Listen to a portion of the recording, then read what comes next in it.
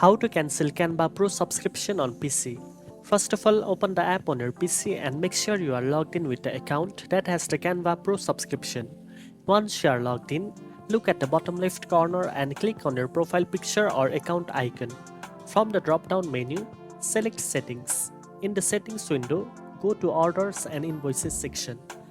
Here you will see the details of your current plan, including your Canva Pro subscription. Scroll down until you find the option that says Cancel Subscription or Cancel Trial if you are currently on a free trial. Click on it, a confirmation pop-up will appear. Canva may give you alternatives like pausing your subscription or downgrading to the free version. To continue, select Confirm Cancellation. After you confirm, your Canva Pro subscription will be cancelled. You will still have access to Canva Pro features until the end of your current billing cycle, after which your account will be switched back to the free plan. Now you know how to cancel Canva Pro subscription. If you found this tutorial helpful, don't forget to like, share and subscribe for more editing tips.